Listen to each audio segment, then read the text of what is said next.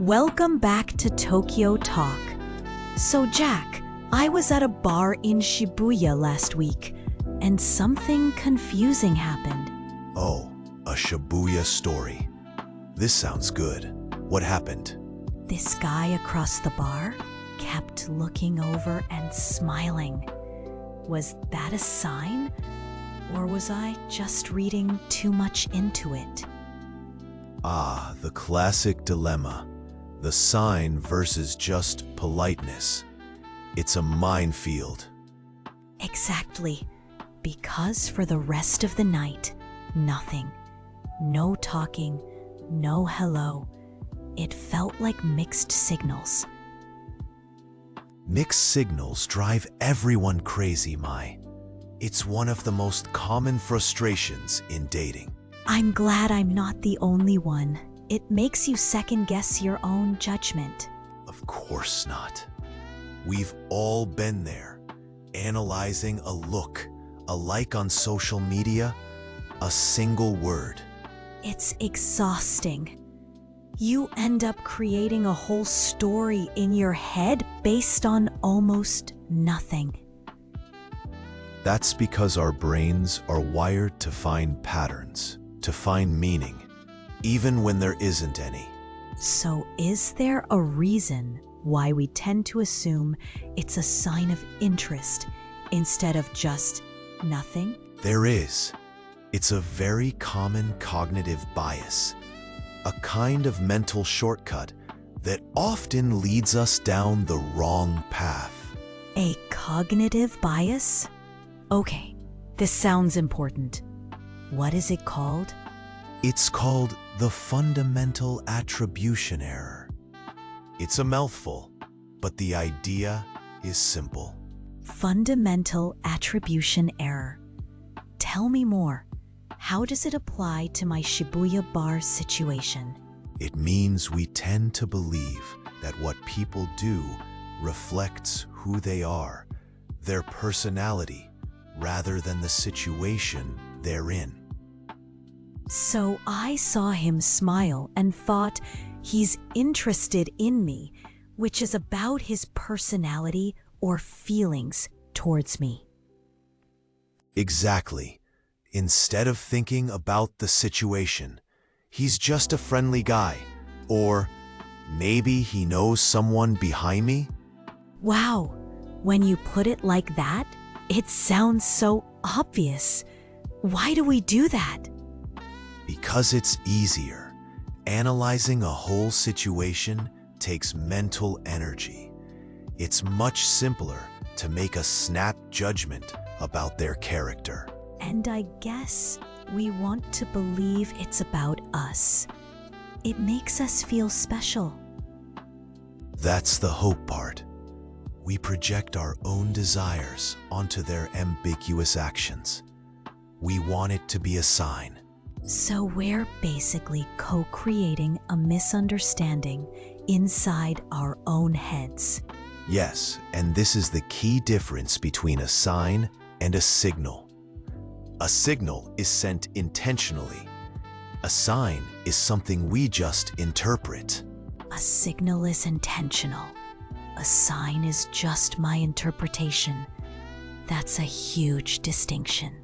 It is. His smile was just data. You interpreted it as a sign of interest because of the fundamental attribution error. So a real signal would have been him coming over to talk to me. Exactly. That's a clear, intentional action. That's a signal. The smile is just a sign, and it could mean anything. This is kind of devastating.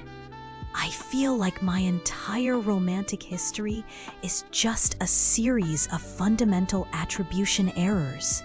Don't be so hard on yourself. It's a universal human tendency. We all do it. But it leads to so much anxiety and disappointment. You get your hopes up over nothing. It does. The danger is when you stop questioning your interpretation. When you decide this is definitely a sign without any real evidence. And then you feel foolish when they don't follow through with a real signal. Right. You're not reacting to what they did, but to the story you told yourself about what they did. So how do we stop? How do we break this pattern? You learn to pause, and you learn to look for signals, not signs. Look for signals, not signs.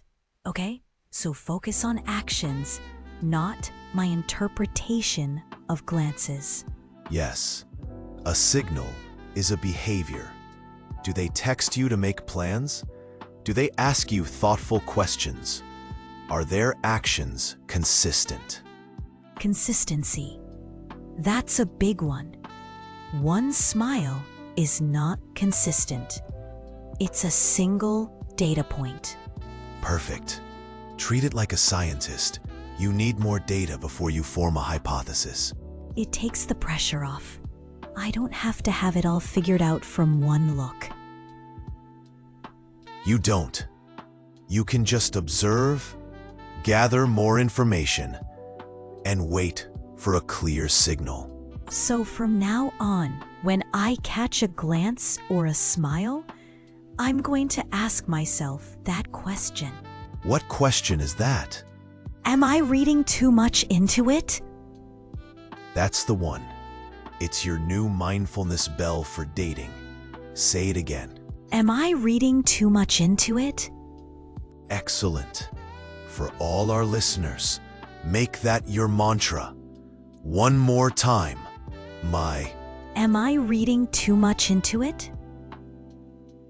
That simple question can save you so much time and emotional energy. It already feels liberating. I won't be going home from the bar in Shibuya feeling confused next time. That's the goal. Be an observer, not a mind reader. A collector of signals, not a creator of signs. I love that. But Jack, what happens when you get a clear signal and you start falling for them? Sometimes you can get a little too invested. When you start chasing them so much you forget about yourself, that's a whole other psychological trap. Let's talk about that next time. How to keep your balance when you're falling for someone. Join us on Tokyo Talk.